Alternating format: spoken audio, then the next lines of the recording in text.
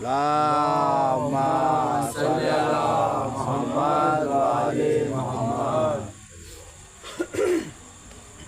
لا حول ولا قوة إلا بالله العلي العظيم. أعوذ بالله السميع العليم من الشيطان اللعين الرجيم. بسم الله الرحمن الرحيم. الحمد لله الذي لا يبلغ مدحته القائلون ولا يحصي نعماءه العادون ولا يعدي حقه المجتهدون الذي لا يدركه بعد الهمم ولا يناله غوث الفتن الذي لا يدركه بعد الهمم ولا يناله غوث الفتن الذي ليس لصفته حد محدود ولا نعت موجود ولا وقت معدود ولا أجل ممدود فطر الخلائق بقدرته ونشر الرياح برحمته وابتدى بالصخور ميدان أرضه ثم الصلاة والسلام وعلى أشرف الأنبياء والمرسلين مولانا مولى الثقلين جد الحسن والحسين أبي القاسم محمد.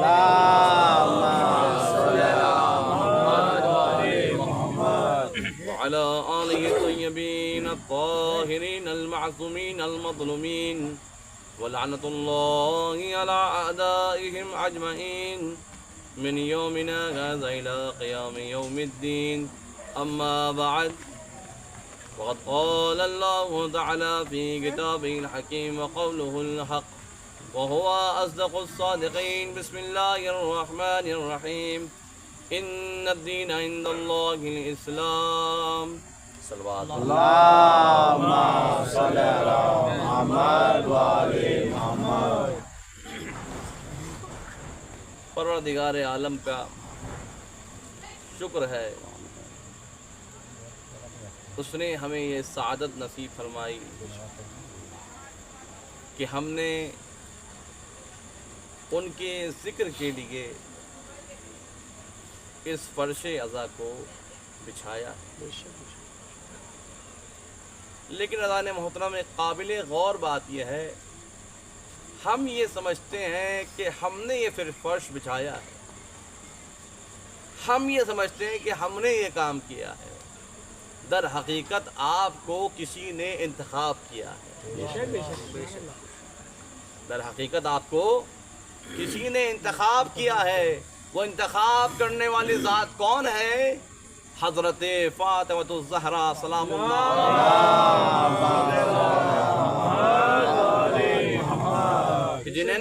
جنہوں نے ہمیں اور آپ کو منتخب کیا ہے، چنا ہے.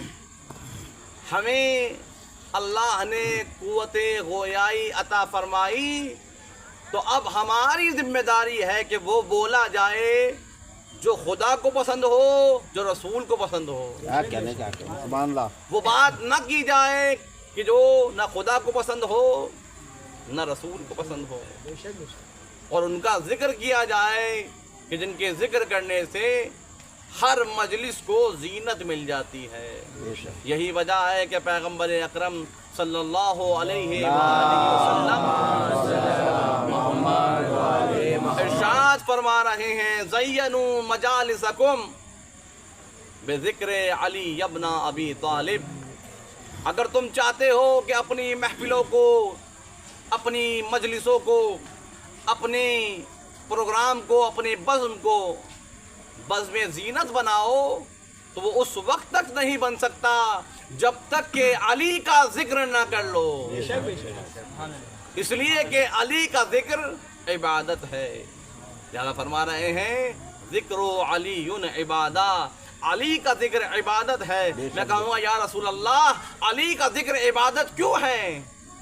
جب نئی رسول آواز دیں، اس لیے علی کا ذکر عبادت ہے، لأنہ ذکر کا ذکری، اس لیے کہ علی کا ذکر میرا ذکر ہے، کیا کہنے کیا کیا کہنے کیا وہ ذکری ذکر اللہ، اور میرا ذکر اللہ کا ذکر ہے، اور اللہ کا ذکر عبادت ہوا کرتا ہے۔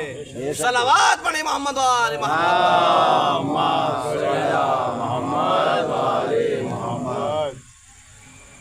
یہ رات کے 11:15 بج رہے ہیں۔ بہرحال یہ آپ کی مودت اور محبت کا ثبوت ہے کہ اس وقت آپ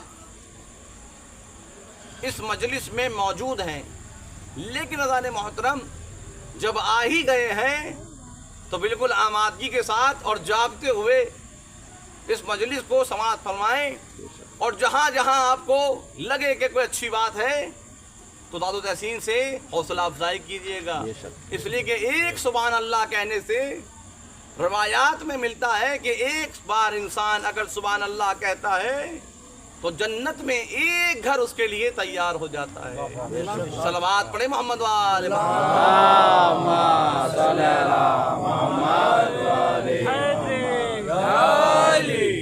زمانہ کی سلامتی کے لیے آواز بلند نعرہ صلوات۔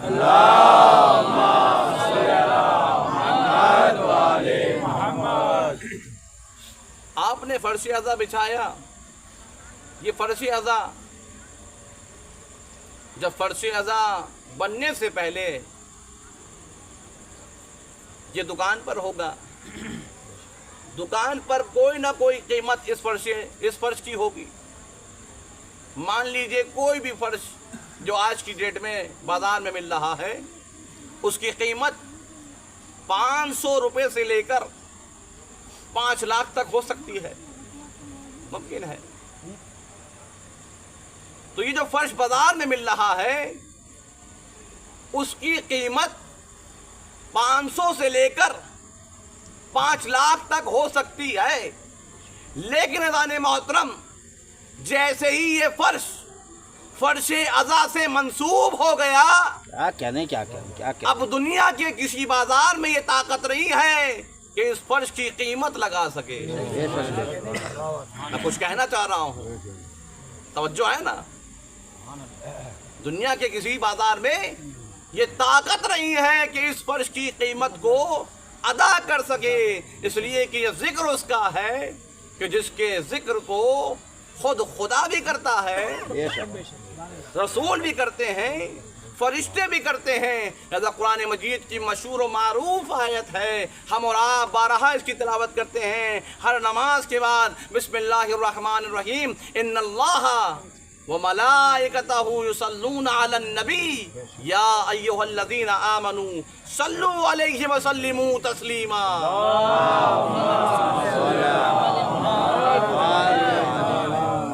اللہ اور اس کے ملائکہ درود بھیجتے ہیں، صلوات بھیجتے ہیں محمد اور آل محمد پر، تنہا محمد پر نہیں بلکہ آل محمد پر۔ ایک نبی کا صحابی ایک روز نبی کے سامنے صلوات پڑھ رہا تھا، اس نے کہا کہ اللہ کی درود ہو کس پر؟ نبی کے اوپر۔ تو رسول نے آواز دی، ذرا آؤ۔ یا رسول اللہ کیا مسئلہ ہے؟ کا مسئلہ یہ ہے کہ ہمارے اوپر دم کٹی ہوئی صلوات کو نہ پڑھا جائے۔ کیا کہنے کیا صلاۃ البترا لفظ صلاۃ البترا ہے، یعنی ہمارے اوپر دم کٹی ہوئی صلوات نہ پڑھی جائے۔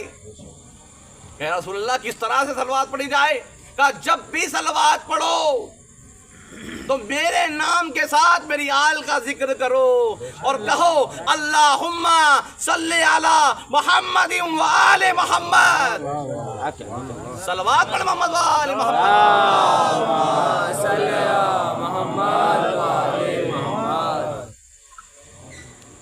لہذا صلوات کا بہت زیادہ ثواب ہے، بہت ثواب۔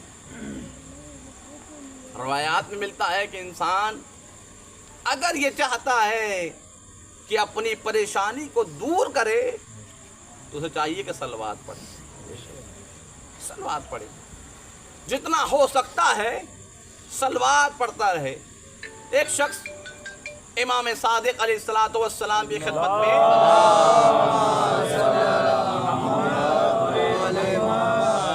حاضر ہوتا ہے اور امام سے کہتا ہے مولا میں حج کرنے کے لیے گیا۔ کیا کرنے کے لیے گیا؟ حج کرنے کے لیے۔ اب یہ پرانا زمانہ ہے، اب اس زمانے میں کتابیں تو نہیں ہوتی تھی، آج کی ڈیٹ میں تو کتابوں کی بھی ضرورت نہیں ہے۔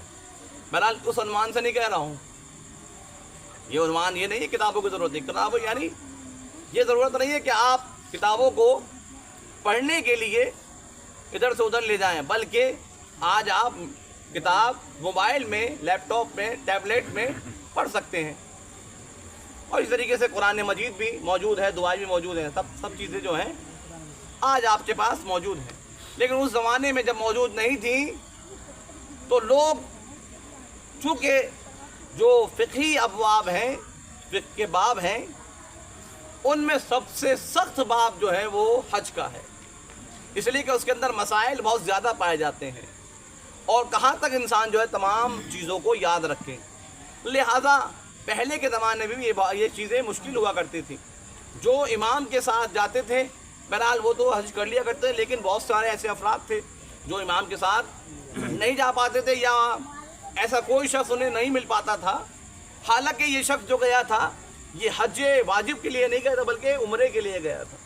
تو کہتا مولا میں گیا تو عمرہ کرنے کے لیے، لیکن وہاں پر جانے کے بعد مجھے کوئی بھی چیز یاد نہیں رہی، میں بھول ہی گیا، جو بھی چیزیں پڑھنے کے لیے حج میں بتائی گئی ہیں سب کچھ بھول گیا، کچھ یاد ہی نہیں آ رہا تھا۔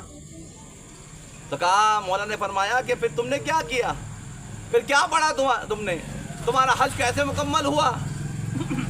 کہا میں نے یوں تو مجھے کچھ یاد نہیں آ رہا تھا، اچانک مجھے یاد آیا کہ آپ ہی کا فرمان ہے کہ اگر کوئی چیز تمہیں یاد نہ آ رہی ہو تو ہم آل محمد پر، ہم محمد و آل محمد پر درود پڑھنا شروع کرو، صلوات پڑھو۔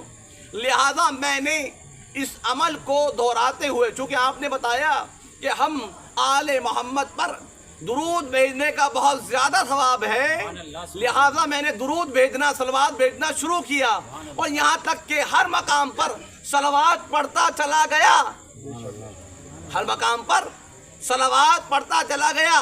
ایک مرتبہ امام نے فرمایا یہ تو تم نے بہت اچھا کیا، اگر تمہیں کوئی چیز یاد نہیں تھی اور تم نے صلوات پڑھی ہے یہ تمہارے لیے بہت احسن عمل ہے۔ کہا مولا میں نے تو اعمال انجام نہیں دیے، ارکان انجام نہیں دیے۔ کہا مشکل نہیں ہے، اس لیے کہ تو نے ایک ایسا عمل انجام دیا ہے جس کی وجہ سے کعبے میں تجھ سے بہتر انسان کوئی تھا ہی نہیں۔ اس عمل کی بنا پر کعبے میں تجھ سے بہتر انسان اس وقت کوئی تھا ہی نہیں۔ البتہ یہ نہیں کہہ رہا ہوں کہ ارکان چھوڑ کر انسان صلوات پڑھنے لگے، نہیں، لیکن یہ اس کے لیے اس وقت کی بات تھی۔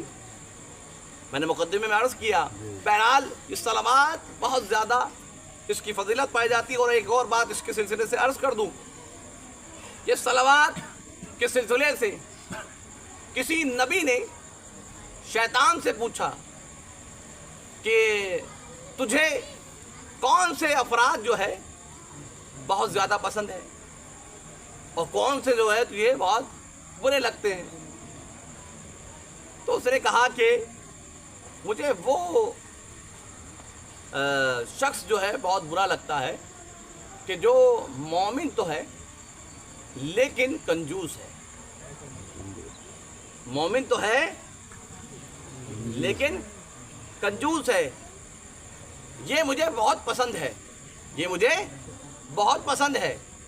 لیکن وہ کافر یا وہ فاسق کہ جو مومن تو نہیں ہے لیکن سخی ہے، یہ مجھے بہت بہت برا لگتا ہے۔ تو نبی نے اس سے کہا کہ اس کے برعکس ہونا چاہیے تھا، تجھے جو ہے تیرا دوست جو ہے وہ کافر ہونا چاہیے، کہا کہ نہیں ہے، ایسا نہیں ہے. کہا اچھا ایسا نہیں ہے تو پھر بتاؤ وجہ، تم ہی بتاؤ کہ کون سی وجہ ہے. کہا اس لیے کہ وہ جو کافر ہے، وہ جو فاسق ہے، لیکن چونکہ سخاوت پائی جاتی ہے، ہو نہ ہو ایک دن اپنی سخاوت کی بنا پر وہ مومنوں سے جا کر مل جائے گا. کیا نہیں کیا کیا. لیکن یہ مومن جو کہ کنجوسی کرتا ہے، وہ ہو نہ ہو ایک دن میری صف میں آ کر مجھ سے مل جائے گا. صلوات پڑھیں محمد وآل محمد پر.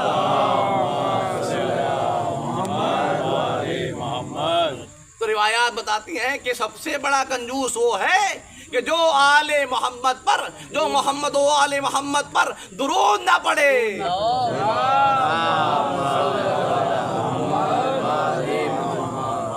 بہرحال ہمیں اس کنجوسی سے بچنا چاہیے، اور خاص کر کے ایام عزا ہے تو لہذا اس عمل سے ہمیں بچنا چاہیے. بہرحال جس آیت کو میں نے سرنامہ کلام قرار دیا، آج بہت زیادہ تفصیلی گفتگو نہیں کریں گے. ممکن ہو تو کل آپ یہاں پر مائک لگوا لیں گے تو یہ ہمارے گلے کے لیے بہت اچھا رہے گا. لگوا دیں گے. بہرحال تو میں یہ عرض کر رہا ہوں کہ بہرحال ایام عزا ہے، آپ نے فرش عزا بچھائی ہے. بی بی اس پرسے کو ہم اور آپ سے قبول فرمائیں، اس لیے کہ یہ نعمت ہر کسی کو نصیب نہیں ہوتی ہے. دنیا میں ہزاروں لاکھوں اربوں خربوں افراد ہیں، لیکن یہ سعادت ہمارے حصے میں آئی ہے. یہ بہت بڑے فخر کی بات ہے، اور ہمیں اپنے آپ پر فخر کرنا چاہیے کہ بی بی نے ہمیں انتخاب کیا ہے، ہمیں انتخاب کیا ہے. آپ نے بارہا سنا ہے، بہت لمبی مطلب مجھے یاد نہیں پڑھنی ہے.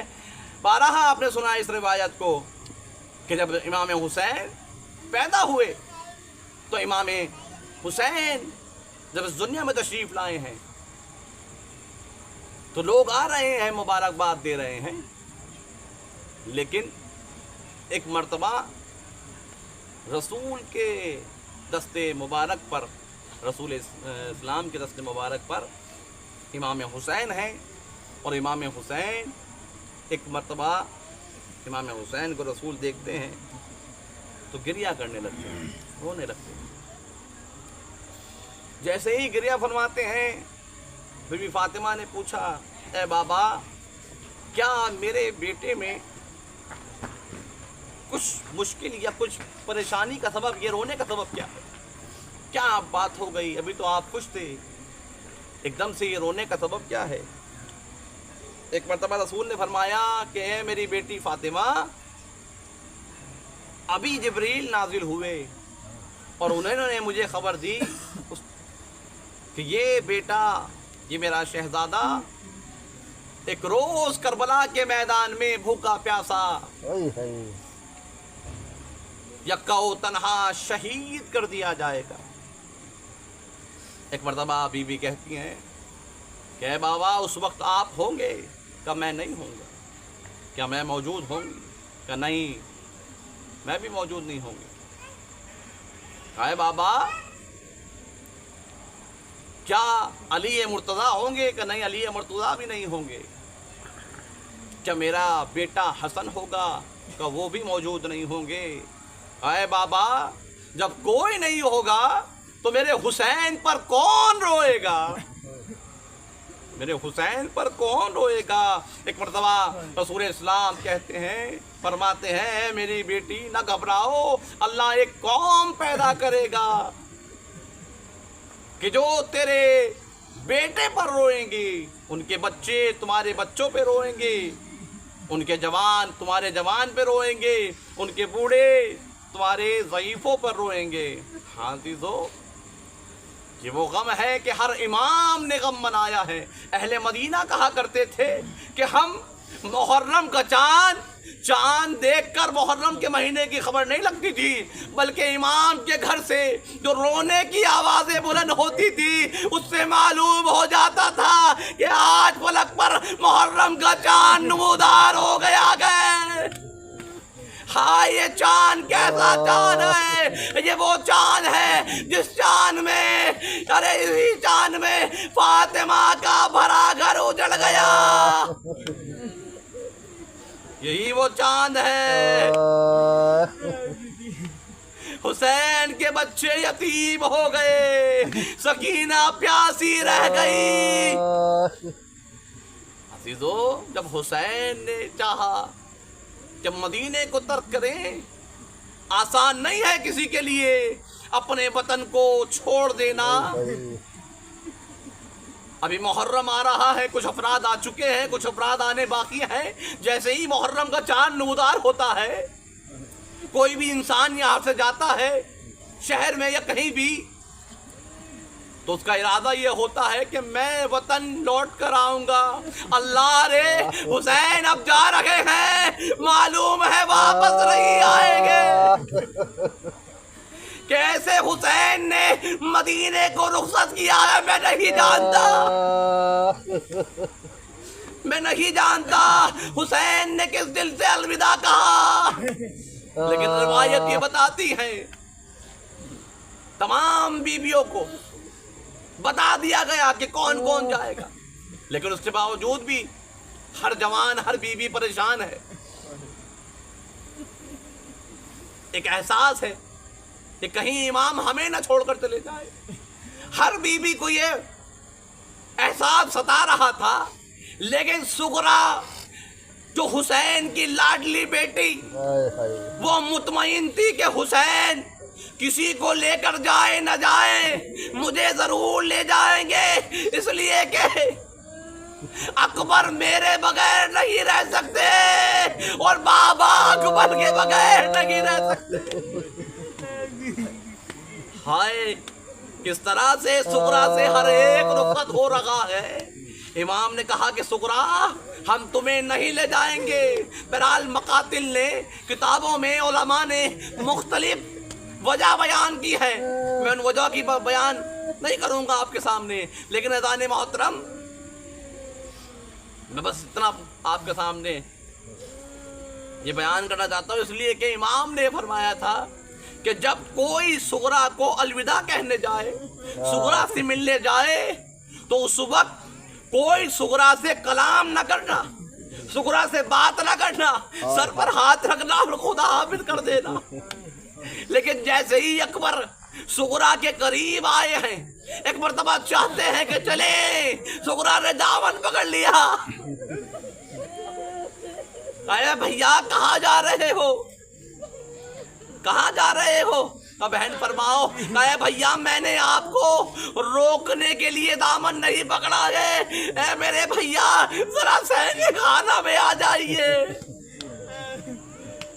اب سغرا علی اکبر کو سہنے خانہ میں لے کر آئی ہے، ایک مٹی کا ٹیلا بنایا ہوا ہے جس کو سغرا نے گیلا کیا اور کہا اے میرے بھائی علی اکبر، اس مٹی کی جگہ پر، اس مٹی کے ٹیلے پر کھڑے ہو جاؤ کچھ دیر کے لیے۔ جناب علی اکبر کھڑے ہو گئے۔ ہاں عزیزو، جب جناب علی اکبر کھڑے ہوئے کچھ دیر ہو گئی تو پھر اس کے بعد کہا ہے بھائی اب ہٹ جائیے۔ کہا سغرا یہ کیا کر رہی ہو؟ کہا ہے بھیا ارے تم تو چلے جاؤ گے، تمہاری صورت دیکھنا نصیب نہ ہوگی، لیکن اے میرے بھیا جب بھی میرا دل چاہے گا آپ کے قدموں کے نشان کو دیکھ لوں گی، لیکن اے میرے بھیا جب بھی سہرا سجانا اس غریب بہن کو بلا لینا۔ بس آخری فکر عزیزان محترم، قافلہ چلنا چاہتا ہے۔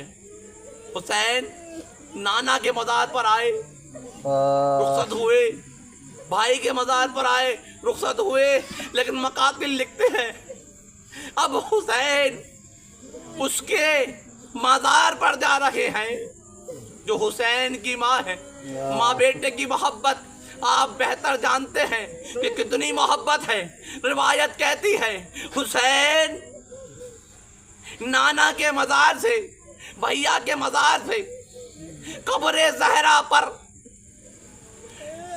گرتے پڑتے اس طرح سے پہنچے جیسے 2 سال کا بچہ اپنی ماں کی طرف دوڑتا ہوا آتا ہے۔